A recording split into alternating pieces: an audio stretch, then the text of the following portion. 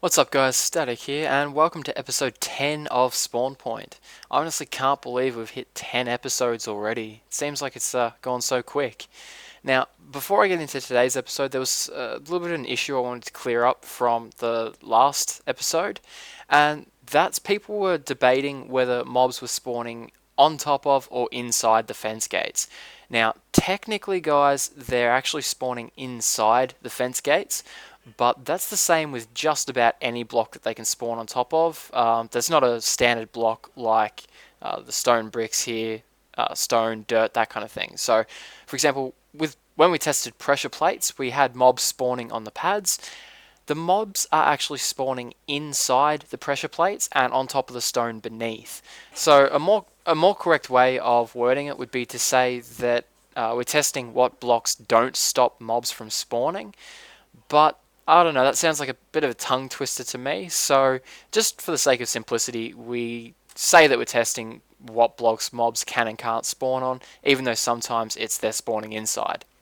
Anyway, with that out of the way, let's get on to today's episode. Now, today's top rated suggestion was a really close call between enchantment tables and Lillypads. However, for today, the top rated request was supplied or asked for by hell, this guy here. There's no way in hell I'm going to be able to pronounce that name. And that is, as you can tell, Lillypads. So yeah, it's a little bit of a strange site, but all of the pads are now covered in Lillypads.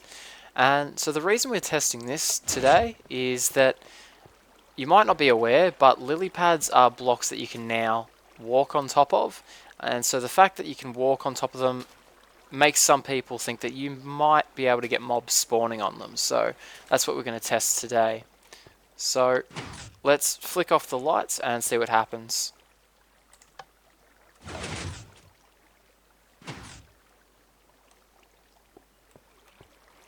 So now keep in mind that this mob system is very, very high efficiency, so we should see mobs spawning straight away, but it doesn't seem that they are able to spawn on top of the Lillypads, despite the fact that you are able to walk on top of them.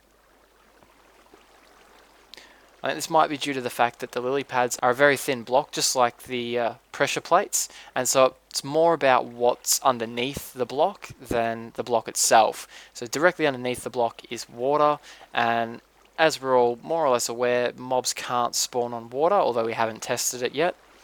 And so my guess is that's why mobs aren't able to spawn on top of the Lillypads. Could be wrong, but that's just a stab in the dark.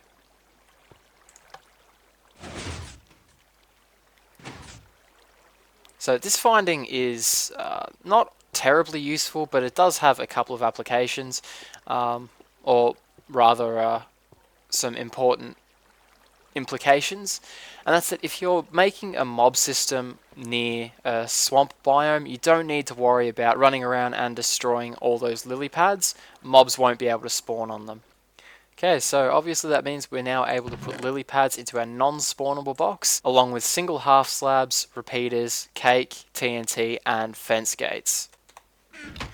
Anyway guys, if there's a block up on the wall that you'd like to see tested, leave a comment down under, and if it gets enough interest, I'll be happy to test it next week. I hope you enjoyed today's episode. Just a note quickly, to celebrate the 10th episode of Spawn Point, you'll find a link in the description to download my Black Aperture texture pack, which has a couple of additions, such as the new glass, the X-ray bricks. The pistons now have white heads to match the iron blocks, and a couple of other small changes. The texture pack will be changing gradually, so I'll be sure to let you know whenever I update it. Anyway guys, as I've said, I hope you enjoyed today's episode, and I'll catch you next time.